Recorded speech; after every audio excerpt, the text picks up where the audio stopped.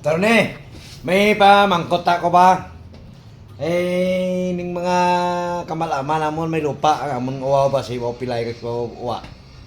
Ning mga kaparintihan ko mga muaw-muaw. Ayaw, di ma.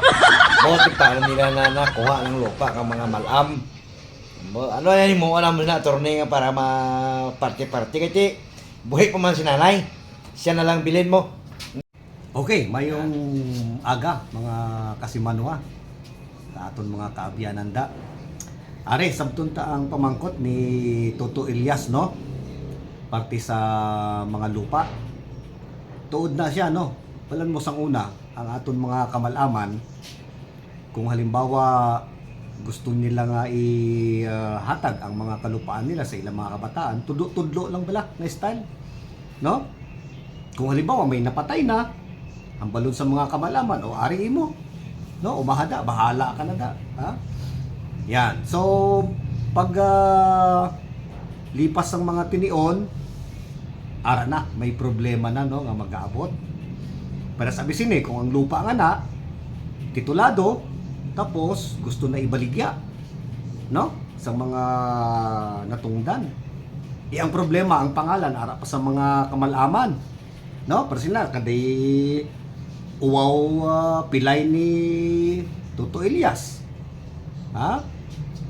So anong himuon nila sina para nga ang titulo ka mga lupa mahatag na sa mga ginatawag bala nga heirs, no, sa mga tagapagmana in Tagalog, ha? Ano ang ilang himuon? Now basic nga ginahimo sina nila, no, nga ang ari subong nga mga kung sino man ang mga heirs, no, inabalang mga magsubli sang kalupaan. So ano himuon sining mga magsubli sang kalupaan nga diya para i-transfer ang titulo, no?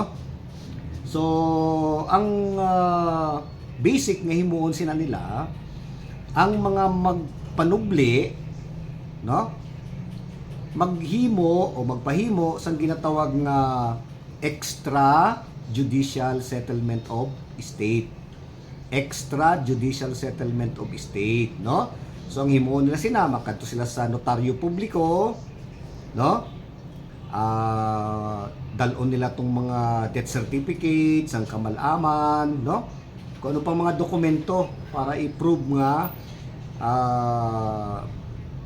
tulad sang titulo, no? Ay na.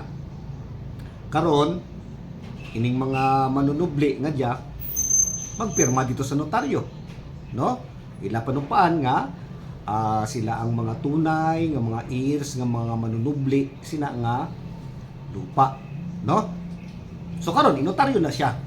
Pag notaryo, di ang next sina kadto na sa BIR, no? Iproseso, bayaran ang mga estate tax nga ginatawag hasta nga diretso na sa registry of deeds, no, para mai-transfer finally ang titulo dira sa mga magsubli sang lupa nga ina, no?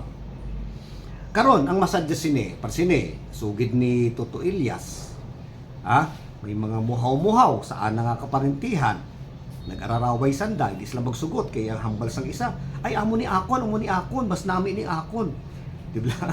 Umasta ko akon kasi ako ang panganay, no? So mo nang problema.